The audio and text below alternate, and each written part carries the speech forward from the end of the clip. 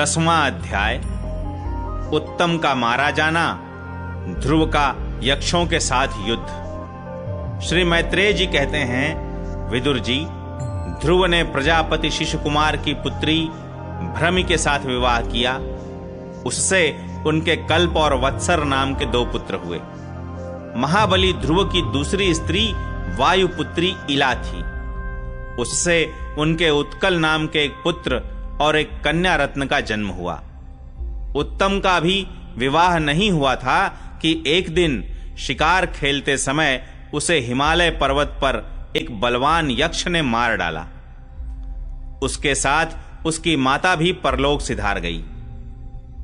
ध्रुव ने जब भाई के मारे जाने का समाचार सुना तो वे क्रोध, शोक और उद्वेग से भरकर एक विजयप्रद रथ पर सवार हो यक्षों के देश में जा पहुंचे।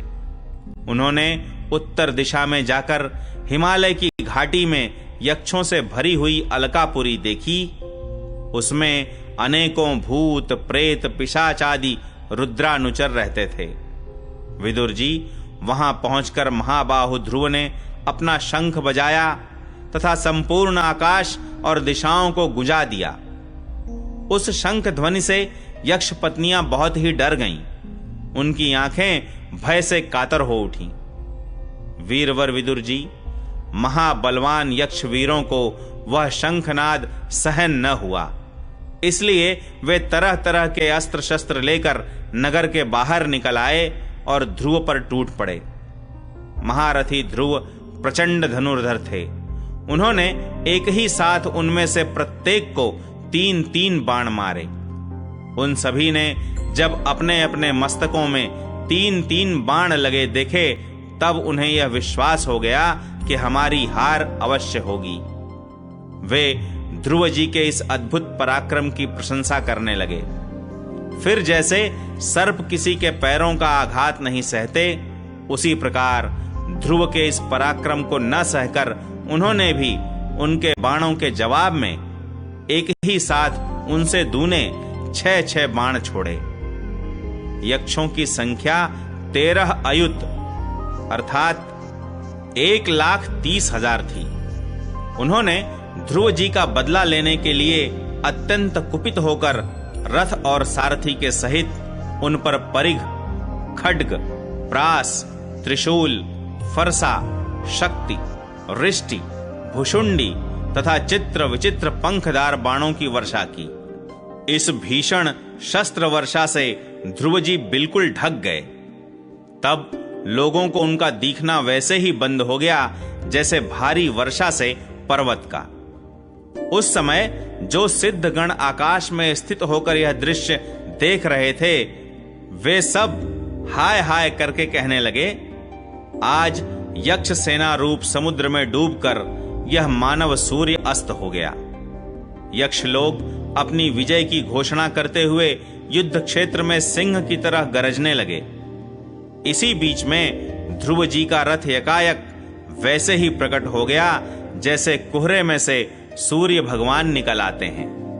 ध्रुव जी ने अपने दिव्य धनुष की टंकार करके शत्रुओं के दिल दहला दिए और फिर प्रचंड बाणों की वर्षा करके उनके अस्त्र शस्त्रों को इस प्रकार छिन्न भिन्न कर दिया जैसे आंधी बादलों को तितर बितर कर देती है।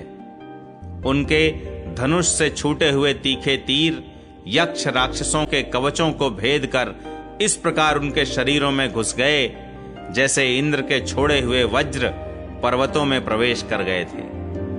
विदुर जी, महाराज ध्रुव के बाणों से कटे हुए यक्षों के सुंदर कुंडल मंडित मस्तकों से, सुनहरी ताल वृक्ष के समान जांघों से, वलय विभूषित बाहुओं से, हार, भुजबंध, मुकुट और बहुमूल्य पगड़ियों से पटी हुई वह वीरों के मन को लुभाने वाली समरभूमि बड़ी शोभा पा रही थी।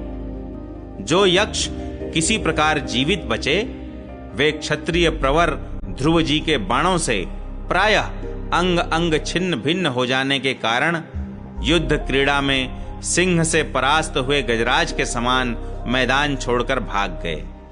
नरश्रेष्ठ ध्रुव जी ने देखा कि उस विस्तृत रणभूमि में अब एक भी शत्रु अस्त्र शस्त्र लिए उनके सामने नहीं है तो उनकी इच्छा अलकापुरी देखने की हुई, किंतु वे पुरी के भीतर नहीं गए। ये मायावी क्या करना चाहते हैं, इस बात का मनुष्य को पता नहीं लग सकता। सारथी से इस प्रकार कहकर वे उस विचित्र रथ में बैठे रहे तथा शत्रु के नवीन आक्रमण की आशंका से सावधान हो गए। इतने में ही उन्हें समुद्र की गर्जना के समान आंधी का भीषण शब्द सुनाई दिया तथा दिशाओं में उठती हुई धूल भी दिखाई दी। एक क्षण में ही सारा आकाश मेघमाला से घिर गया। सब ओर भयंकर गड़गड़ाहट के साथ बिजली चमकने लगी। निष्पाप विदुर जी उन बादलों से खून, कफ, पीप, विष्ठा, मूत्र एवं चर्बी की वर्षा होने लगी और ध्रुव जी के आगे आकाश से बहुत से धड़ गिरने लगे।